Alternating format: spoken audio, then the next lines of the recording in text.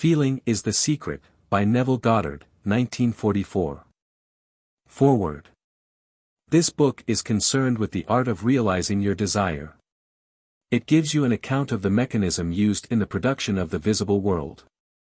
It is a small book but not slight. There is a treasure in it, a clearly defined road to the realization of your dreams.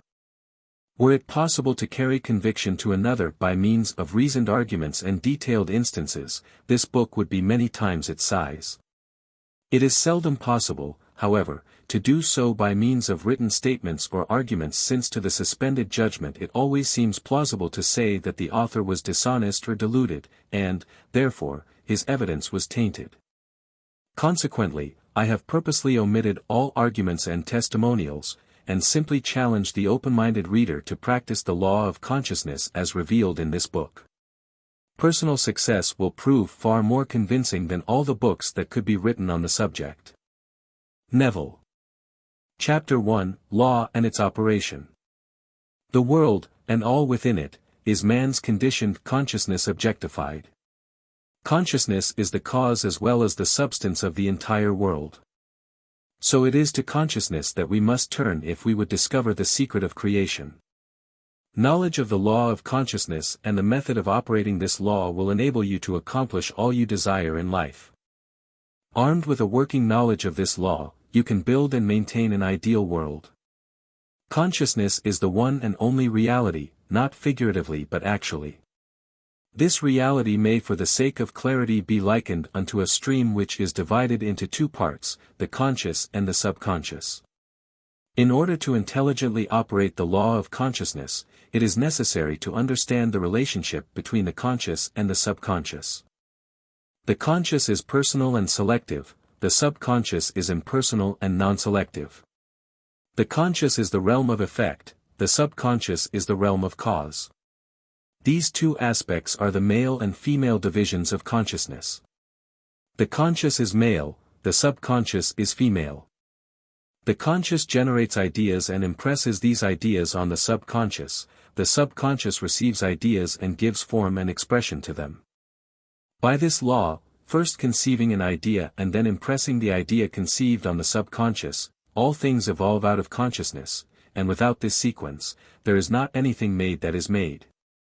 The conscious impresses the subconscious, while the subconscious expresses all that is impressed upon it.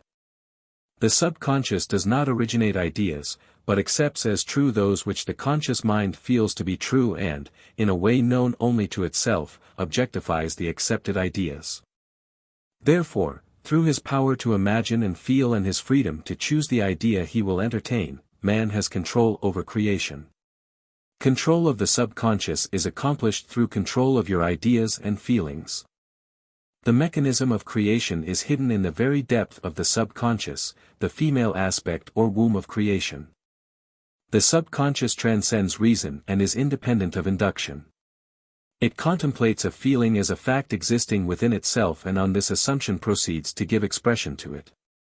The creative process begins with an idea and its cycle runs its course as a feeling and ends in a volition to act. Ideas are impressed on the subconscious through the medium of feeling. No idea can be impressed on the subconscious until it is felt, but once felt, be it good, bad, or indifferent, it must be expressed. Feeling is the one and only medium through which ideas are conveyed to the subconscious. Therefore, the man who does not control his feeling may easily impress the subconscious with undesirable states. By control of feeling is not meant restraint or suppression of your feeling, but rather the disciplining of self to imagine and entertain only such feeling as contributes to your happiness. Control of your feeling is all important to a full and happy life. Never entertain an undesirable feeling, nor think sympathetically about wrong in any shape or form. Do not dwell on the imperfection of yourself or others. To do so is to impress the subconscious with these limitations. What you do not want done unto you, do not feel that it is done unto you or another. This is the whole law of a full and happy life. Everything else is commentary. Every feeling makes a subconscious impression and, unless it is counteracted by a more powerful feeling of an opposite nature, must be expressed. The dominant of two feelings is the one expressed. I am healthy is a stronger feeling than I will be healthy.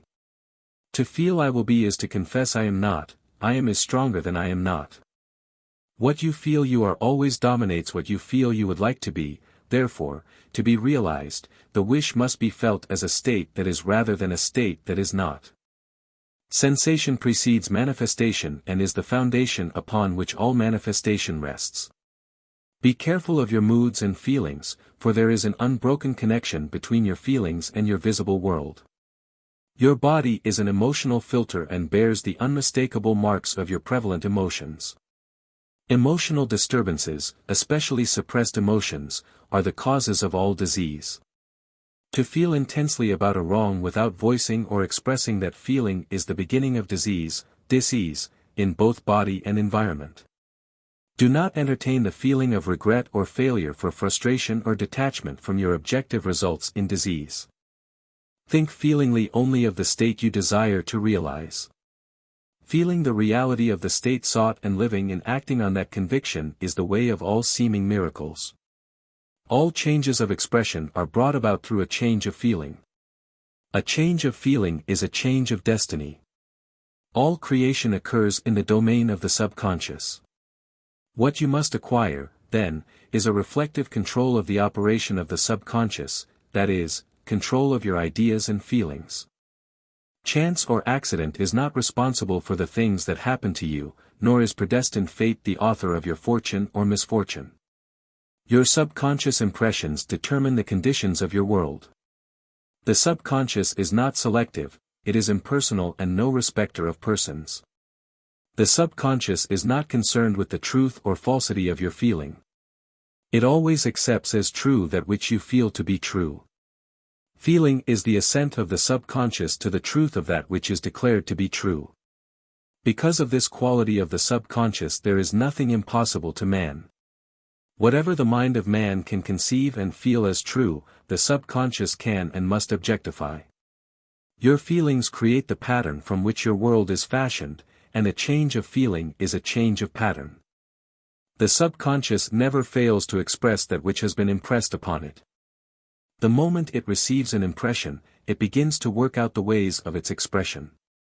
It accepts the feeling impressed upon it, your feeling, as a fact existing within itself and immediately sets about to produce in the outer or objective world the exact likeness of that feeling.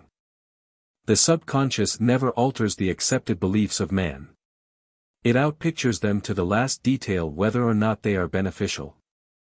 To impress the subconscious with the desirable state, you must assume the feeling that would be yours had you already realized your wish. In defining your objective, you must be concerned only with the objective itself. The manner of expression or the difficulties involved are not to be considered by you. To think feelingly on any state impresses it on the subconscious. Therefore, if you dwell on difficulties, barriers or delay, the subconscious, by its very non-selective nature, accepts the feeling of difficulties and obstacles as your request and proceeds to produce them in your outer world.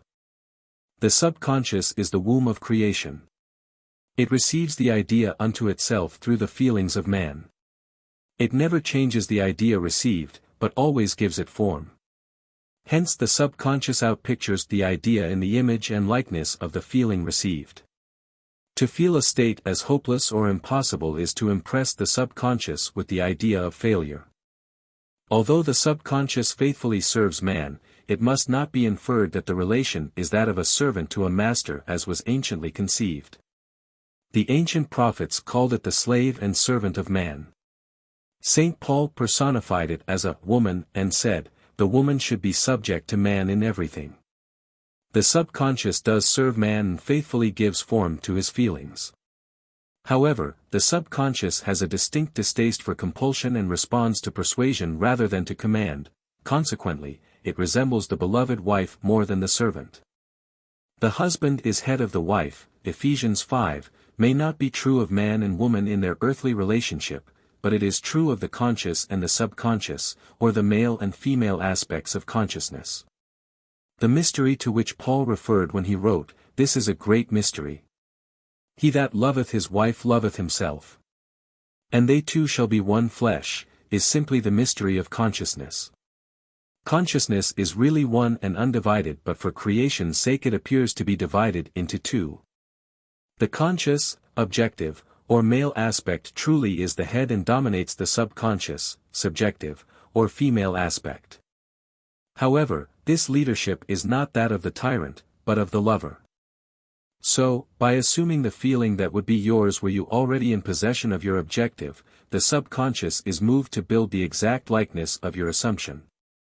Your desires are not subconsciously accepted until you assume the feeling of their reality, for only through feeling is an idea subconsciously accepted, and only through this subconscious acceptance is it ever expressed.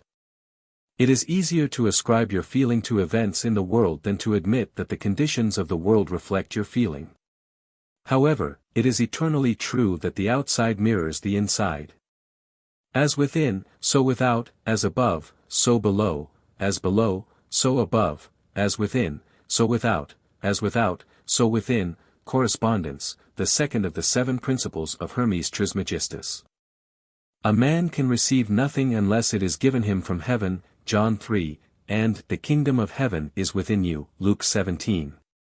Nothing comes from without, all things come from within, from the subconscious.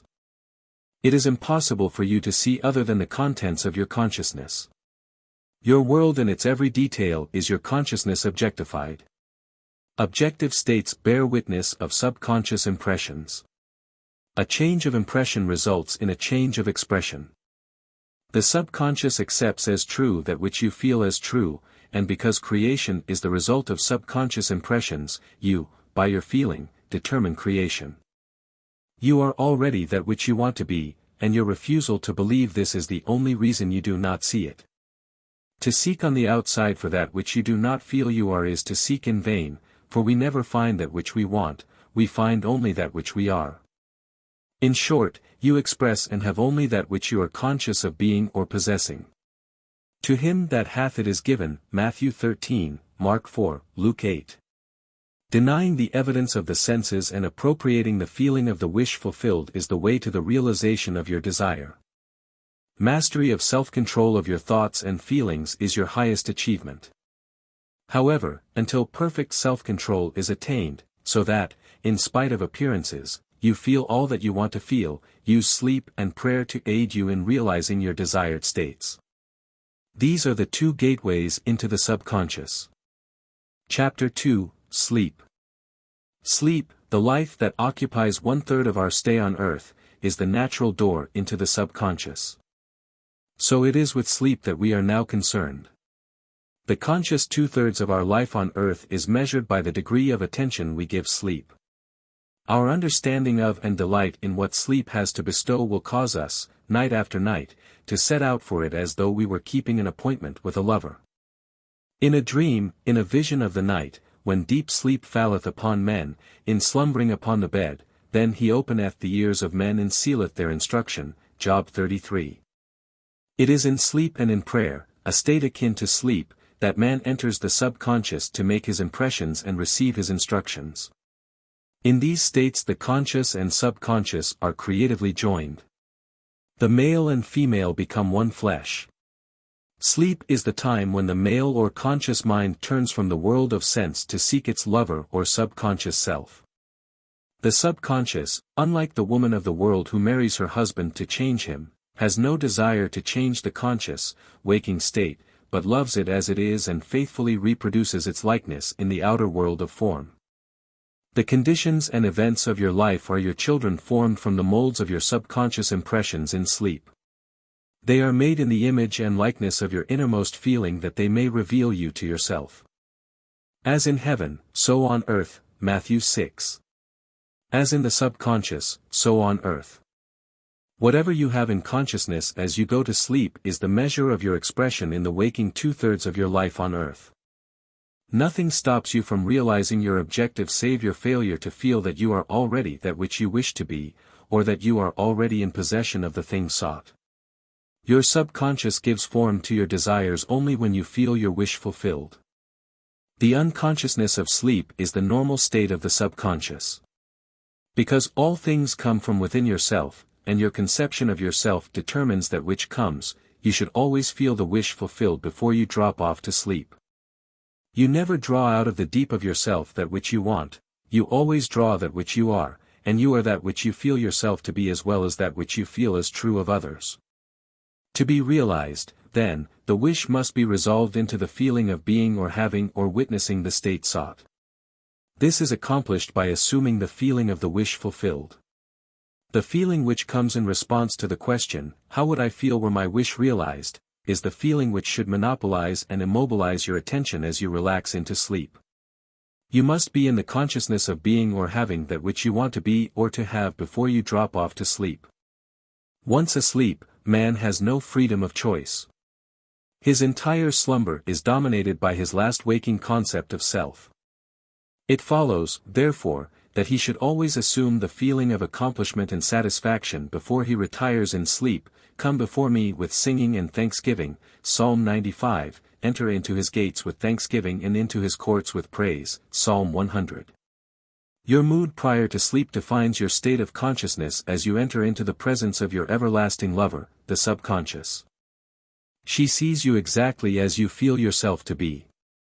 If, as you prepare for sleep, you assume and maintain the consciousness of success by feeling, I am successful, you must be successful. Lie flat on your back with your head on a level with your body. Feel as you would were you in possession of your wish and quietly relax into unconsciousness. He that keepeth Israel shall neither slumber nor sleep, Psalm 121. Nevertheless, he giveth his beloved sleep, Psalm 127. The subconscious never sleeps. Sleep is the door through which the conscious, waking mind passes to be creatively joined to the subconscious. Sleep conceals the creative act, while the objective world reveals it. In sleep, man impresses the subconscious with his conception of himself. What more beautiful description of this romance of the conscious and subconscious is there than that told in the Song of Solomon, by night on my bed I sought him whom my soul loveth. I found him whom my soul loveth, I held him and I not let him go, until I had brought him into my mother's house, and into the chamber of her that conceived me. Preparing to sleep, you feel yourself into the state of the answered wish, and then relax into unconsciousness.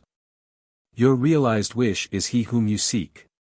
By night, on your bed, you seek the feeling of the wish fulfilled that you may take it with you into the chamber of her that conceived you, into sleep or the subconscious which gave you form, that this wish also may be given expression. This is the way to discover and conduct your wishes into the subconscious. Feel yourself in the state of the realized wish and quietly drop off to sleep.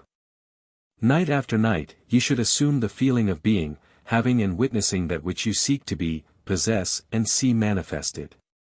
Never go to sleep feeling discouraged or dissatisfied. Never sleep in the consciousness of failure. Your subconscious, whose natural state is sleep, sees you as you believe yourself to be, and whether it be good, bad or indifferent, the subconscious will faithfully embody your belief. As you feel so do you impress her, and she, the perfect lover, gives form to these impressions and outpictures them as the children of her beloved. Thou art all fair, my love, there is no spot in thee, Song of Solomon 4, is the attitude of mind to adopt before dropping off to sleep. Disregard appearances and feel that things are as you wish them to be, for, he calleth things that are not seen as though they were, and the unseen become seen, Romans 4. To assume the feeling of satisfaction is to call conditions into being which will mirror satisfaction. Signs follow, they do not precede. Proof that you are will follow the consciousness that you are, it will not precede it. You are an eternal dreamer dreaming non-eternal dreams. Your dreams take form as you assume the feeling of their reality. Do not limit yourself to the past. Knowing that nothing is impossible to consciousness, begin to imagine states beyond the experiences of the past. Whatever the mind of man can imagine, man can realize. All objective, visible, states were first subjective, invisible, states, and you called them into visible by assuming the feeling of their reality. The creative process is first imagining and then believing the state imagined. Always imagine and expect the best. The world cannot change until you change your conception of it. As within, so without. Nations, as well as people, are only what you believe them to be. No matter what the problem is, no matter where it is, no matter whom it concerns, you have no one to change but yourself, and you have neither opponent nor helper in bringing about the change within yourself. You have nothing to do but convince yourself of the truth of that which you desire to see manifested. As soon as you succeed in convincing yourself of the reality of the state sought, results follow to confirm your fixed belief. You never suggest to another the state which you desire to see him express, instead, you convince yourself that he is already that which you desire him to be. Realization of your wish is accomplished by assuming the feeling of the wish fulfilled. You cannot fail unless you fail to convince yourself of the reality of your wish. A change of belief is confirmed by a change of expression. Every night, as you drop off to sleep, feel satisfied and spotless, for your subjective lover always forms the objective world in the image and likeness of your conception of it, the conception defined by your feeling. The waking 2/3 of your life on earth ever corroborates or bears witness to your subconscious impressions. The actions and events of the day are effects, they are not causes. Free will is only freedom of choice. Choose ye this day whom ye shall serve, Joshua 24, is your freedom to choose the kind of mood you assume, but the expression of the mood is the secret of the subconscious. The subconscious receives impressions only through the feelings of man and, in a way known only to itself, gives these impressions form and expression. The actions of man are determined by his subconscious impressions. His illusion of free will, his belief in freedom of action, is but ignorance of the causes which make him act. He thinks himself free because he has forgotten the link between himself and the event. Man awake is under compulsion to express his subconscious impressions. If in the past he unwisely impressed himself, then let him begin to change his thought and feeling, for only as he does so will he change his world. Do not waste one moment in regret, for to think feelingly of the mistakes of the past is to reinfect yourself. Let the dead bury the dead, Matthew 8. Turn from appearances and assume the feeling that would be yours were you already the one you wish to be. Feeling a state produces that state. The part you play on the world stage is determined by your conception of yourself. By feeling your wish fulfilled and quietly relaxing into sleep, you cast yourself in a star role to be played on earth tomorrow, and, while asleep, you are rehearsed and instructed in your part. The acceptance of the end automatically wills the means of realization. Make no mistake about this. If, as you prepare for sleep, you do not consciously feel yourself into the state of the answered wish, then you will take with you into the chamber of her who conceived you the sum total of the reactions and feelings of the waking day, and while asleep, you will be instructed in the manner in which they will be expressed tomorrow. You will rise believing that you are a free agent, not realizing that every action and event of the day is predetermined by your concept of self as you fell asleep. Your only freedom, then, is your freedom of reaction. You are free to choose how you feel and react to the day's drama, but the drama, the actions, events, and circumstances of the day, have already been determined. Unless you consciously and purposely define the attitude of mind with which you go to sleep, you unconsciously go to sleep in the composite attitude of mind made up of all feelings and reactions of the day. Every reaction makes a subconscious impression and, unless counteracted by an opposite and more dominant feeling, is the cause of future action. Ideas enveloped in feeling are creative actions. Use your divine right wisely. Through your ability to think and feel, you have dominion over all creation. While you are awake, you are a gardener selecting seed for your garden, but, except a corn of wheat fall into the ground and die, it abideth alone, but if it die, it bringeth forth much fruit, John 12. Your conception of yourself as you fall asleep is the seed you drop into the ground of the subconscious. Dropping off to sleep feeling satisfied and happy compels conditions and events to appear in your world which confirm these attitudes of mind. Sleep is the door into heaven. What you take in as a feeling you bring out as a condition, action, or object in space. So sleep in the feeling of the wish fulfilled. Chapter 3, Prayer. Prayer, like sleep, is also an entrance into the subconscious. When you pray, enter into your closet, and when you have shut your door, pray to your Father which is in secret, and your Father which is in secret shall reward you openly. Matthew 6.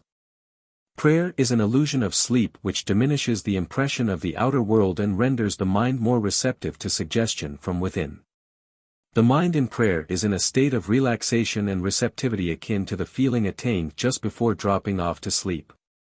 Prayer is not so much what you ask for, as how you prepare for its reception. Whatsoever things ye desire, when ye pray believe that you have received them, and ye shall have them. Mark 11. The only condition required is that you believe that your prayers are already realized. Your prayer must be answered if you assume the feeling that would be yours were you already in possession of your objective. The moment you accept the wish as an accomplished fact, the subconscious finds means for its realization. To pray successfully then, you must yield to the wish, that is, feel the wish fulfilled. The perfectly disciplined man is always in tune with the wish as an accomplished fact.